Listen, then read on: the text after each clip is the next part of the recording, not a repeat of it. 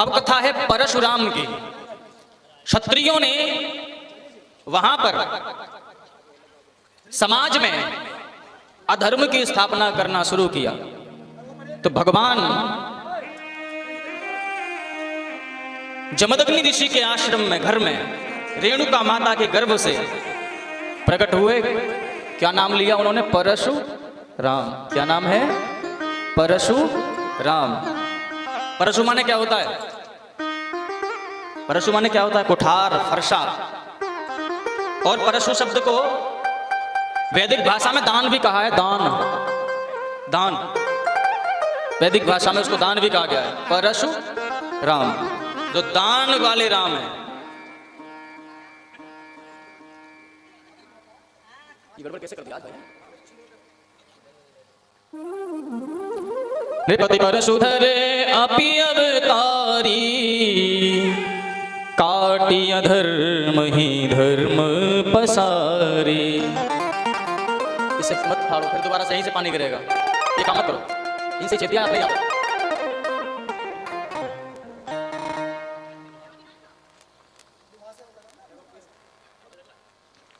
इतनी तो बरसात भी नहीं हुई।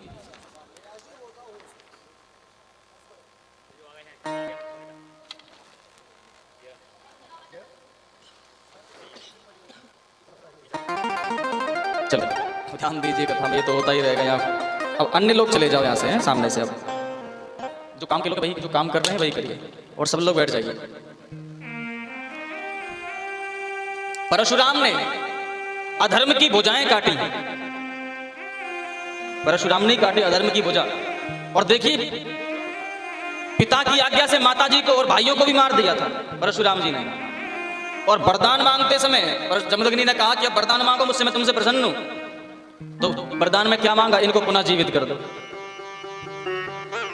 समर्थ को नहीं दोष गोसाई, रवि पावक सुर सरी की नाई। जो समर्थ है वो कुछ भी कर सकता है। आप लोग प्रयास मत करना उल्टा सीधा सुन के चले जाओ, हम भी पिताजी की आज्ञा पर। ना ना, आजकल तो चल यही रहा है। परशुराम जी को पता था कि हमारे जो पिता हैं वह ऋषि हैं, वो चाहे जो कर सकते हैं। इसलिए उन्होंने माता की गर्दन काट दी, भाइयों को भी मृत कर दिया। पर पता था कि ये दोबारा जीवित कर सकते हैं, इसलिए पिता का प्रिय किया। तो अब तो गया, ना डॉक्टर लौटा सकते ना कोई। अब मत कोशिश करना, एक का प्रिय करने के लिए दूसरे का अप्रिय मत करो। यही परशुराम अधर्म का विनाश कर रहे थे। एक बार इनके आश्रम पर कार्तवीर्य अर्जुन आए।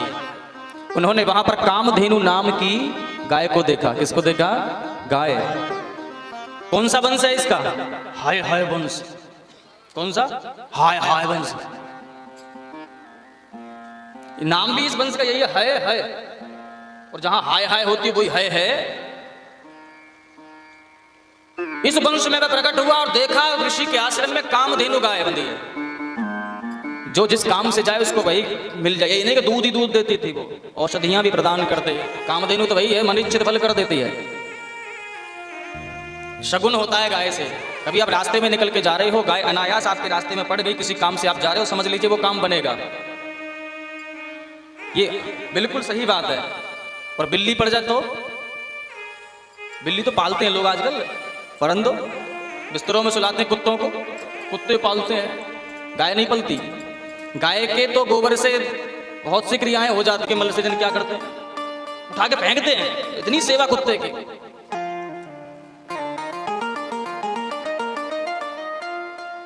गाय देखी सहस्रार्जुन ने। अब गाय से ही युद्ध शुरू हुआ कैसे? क्योंकि जब राजा जा रहा है किसी ऋषि के पास, तो वो ये सोच रहे थे कि हमारा स्वागत तो ये कर ही नहीं सकते। लेकिन कामधेनु जिसके घर बंधी है, उसके यहाँ सारा स्वागत का सब चीज है। कामधेनु से सारी रसोई के सब चीजें प्राप्त कर राजा का आब भगत किया, स्वागत किया बहुत अच्छे से। ऐसा स्वागत कभी नहीं हुआ था। बोली राधे राधे। तो उसका मन ललचा गया। ते च माहिष्मतीं निन्युः सवत्सां क्रन्दन्तीं बलात्। अब कहने लगा, इस गाय को मुझे दे दीजिए। ऋषि बोले कि तुम इसका क्या करोगे? आजकल गृहस्थी कोई पालता ही नहीं है, जितनी महात्माओं ने पाल रखी वही है। और उनके यहाँ तो कैसी गाय बताए? ऋषियों के यहाँ कैसी गाय होती हैं? हमारे विद्यालय में गाय हैं जिसमें करीब 900 गाय, 800-900 गाय हैं और करीब 100-150 दूध देने वाली हैं। आप लोग पाल लो कितनी गायों को? पालतू में नहीं पालते। और बच्चों को पढ़ाई शिक्षा आप यही पढ़ाते हो कि बेटा उसी को पकड़ के लाना जिसके नीचे दूध हो। और आयुर्वेद तो यह कहता है कि गाय के दूध से अच्छा गाय का मूत्र होता है। आयुर्वेद के ग्रंथों में दूध इतना पौष्टिकता कभी नहीं दे सकता। गाय का मूत्र वह शुद्ध कर दे, शरीर पे पड़ जाए शरीर को शुद्ध कर दे, शरीर के अंदर चला जाए कैंसर भी खत्म कर दे, सारी टेंशनें खत्म कर देता है। लेकिन और दूध के गाय का मूत्र कौन सी का काम करता है? जिसके नीचे दूध नहीं हो। बोली राधे राधे। मूत्र उसी का काम करता है और तुमने उसी को बाहर निकाला है। ना ना ना, दूध नहीं देगी तो बाहर निकाल दो। बच्चों को यही शिक्षा देते हो। बच्चा भी सोच लेता है जब ये भी इसको भी ये माँ कहते थे गौ माता की जय हो, फलानी माता की जय हो, माता माता तो सब कह देते हैं, परंतु जब दूध छोड़ देती है तो वो माता थोड़ी, पर तो पशु रहा। निकाल दिया तो बेटा भी सोच लेता है कि मम्मी पापा का भी कोई काम नहीं, समय आने पर मम्मी पापा को भी निकाल देते हैं घर से। वो बच्चे भी वही करते हैं, जैसा वह उनको सिखाते हैं बच्चे उनसे 2 गुने होते हैं। बोले राधे राधे। बाप 1 गुना तो बेटा बिल्कुल मिलेगा, ये स्वाभाविक है। आप तो सोचते हो ना हम अपने लिए नहीं बोल रहे, ये तो दूसरों के लिए गड्ढे खुद रहे हैं। दूसरे का भला नहीं हो जाए बिल्कुल भी। एक व्यक्ति भगवान शंकर की तपस्या कर रहा था। भगवान प्रकट हो गए, बेटा बोलो क्या चाहिए, लेकिन मेरी शर्त है देने से पहले। क्या शर्त है? बोले तुम्हें तो दूंगा मैं 1 गुना, लेकिन तुम्हारे पड़ोसियों को 2 गुना। अब वो माथा ठनकने लगा, मैंने इतने दिन नाक रगड़ी, यहाँ मेरी जर्जर अवस्था हो गई, उसको बिना कुछ करे ही मिल जाएगा, बहुत बढ़िया। बोले मैं पत्नी के पास जा रहा हूँ, अभी रुक जा थोड़ी देर। अब वो अपनी पत्नी श्रीमती जी से कहा कि श्रीमती जी चलना, बाबा जी ने ऐसे कह रहे हैं। बोले ठीक है तुम पीछे रही हो, आगे तो मैं हूं। अब माता जी आगे गई, पत्नी जी पहुंची आगे। शंकर जी क्या कह रहे थे बाबा? बोले कि तुम्हें 1 गुना, तुम्हारे पड़ोसी को 2 गुना मिल जाएगा। बोले अच्छा। तो पत्नी भी चतुर थी, तो पत्नी बोली कि मेरे घर के सामने 7 कुआं खुद जाएं। कितने? तो पड़ोसी के तो 14 खुदने, अपने लिए भी तो बोल रहे हैं। और फिर बोलेगा दूसरा वरदान ये दे दो कि हमारे इनकी 1 आंख, अपनी नहीं, 1 आंख फूट जाए, पड़ोसी की तो दोनों फूटेंगी। ये तो 1 आंख देने करूँ जाएंगे लाठी लगा लगा के कहीं ना कहीं। 7 कुएं सामने होंगे, वो पड़ोसी की दोनों फूटेंगी तो वो गिरेगा ही गिरेगा। ये चिड़ है एक दूसरे के पैर पकड़ के खींचना, घसीटना पीछे। जमदग्नि से कहा सहस्रार्जुन ने, इस गाय को मुझे दे दो। ऋषि बोले तुम इसका करोगे क्या? हम इसकी सेवा करते हैं और ये तुम्हारे यहाँ जाएगी भी नहीं। बोले नहीं मैं जबरदस्ती लेके जाऊंगा, तुम नहीं देंगे तो। जबरदस्ती किया उसने, क्योंकि राजा था भाई। ऋषि मुनि क्या लड़ाई करें, शांति चाहते ऋषि मुनि तो। जैसे ही उसने जबरदस्ती में गाय उठाई वहां से, तो गाय क्रंदंतीं बलात् सवत्सां, क्रंदन करने लगेगा। तेज माहिष्मतीं निन्युः, माहिष्मती पुरी में जबरदस्ती लेके जा रहा है। गाय ने कहा अपने ऋषि से, ऋषिवर मुझसे कोई गलती होगी क्या? मैं किसी का सत्कार नहीं कर पा रही थी जो मुझे आज भेज रहे हो? क्या ऐसा अपराध हो गया जो आज मुझे ये लेके जा रहा है? हठ करी काम दुधा कहूं लीना, सेना सहित गमनपुर कीन्हा। बलात् लेकर के अपनी माहिष्मतीपुरी में चला गया, जबरदस्ती लेके गया है। परशुराम को पता चला, परशुराम जी ने उसकी 1-1 भुजा छांट दी, काट दी। इसी के बल पर तो तू बहुत ज्यादा फूला फूला घूम रहा है, अहंकार इसी का तुझे अपने बाहुबल पर ही अहंकार है। परशुराम जी ने 1-1 भुजा काट दी। काट ही शाखा तिमी भुजा कार्तवीर्य बल भार। जैसे शाखा काटते हैं ना पेड़ पे से, ऐसे काट देंगे बजा।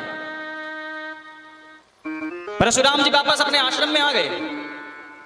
कुछ समय बाद वह वन में चले गए तप करने के लिए परशुराम जी। तो सहस्रार्जुन के पुत्रों ने सुना कि हमारे पिता की हत्या की है परशुराम ने, तो हम भी उनके पिता की हत्या करेंगे। सहस्रार्जुन के पुत्रों ने आकर जमदग्नि ऋषि को मारा। जमदग्नि ऋषि को मार करके वापस अपने ही आश्रम में पहुंचे। बलात् रेणुका माता आज बछाड़ खा खा करके नीचे गिर रही हैं और कह रही हैं, मातु रेणुका अति बिल पाई, मातु रेणुका अति बिल पाई, पति विहीन दुख कह समुहाई, पति विहीन दुख कह समुहाई। राम राम सुध राम पुकारा, राम राम सुध राम पुकारा, सुनत परशुधर आए धारा, सुनत परशुधर आए धारा। तेरे पिता को मार दिया है सहस्रार्जुन के पुत्रों ने। राम राम कह पुकारा तो तुरंत रेणुका माता की वह आवाज पहुंची परशुराम जी तक। परशुराम जी तुरंत प्रकट हो गए। बताइए माता, बोले तुम्हारे पिता को आज सहस्रार्जुन के पुत्रों ने मार दिया है, अब मैं जीकर क्या करूंगी। रेणुका माता वैसे ही पछाड़ खा खा कर अपनी आत्महत्या उन्होंने कर ली। पति नहीं तो मैं क्या करूंगी। चलिए परशुराम जी क्रोधित हुए। उनको जाकर के उनके अधर्म का फल दिया। 21 बार धरती को अधर्म विहीन किया। अधर्म क्षत्रिय के रूप में भी आ सकता है, ब्राह्मण के रूप में भी आ सकता है। रावण बन के आया था, किसी भी रूप में आ सकता है। अधर्म का विनाश किया कि तुम इस बाहुबल पर जीते हो और बाहुओं को सब कुछ समझते हो। परशुराम जी फिर पुनः ब्राह्मणों को भूमि देकर ब्राह्मणों ने पुनः वापस कर क्षत्रियों को परशुराम जी प्रण लेकर चले गए कि अब मैं कोई भी ऐसा कार्य नहीं करूंगा जिससे कि हिंसा हो। परशुराम जी गए महेंद्र पर्वत पर तप करने के लिए। परीक्षित बोले, प्रभु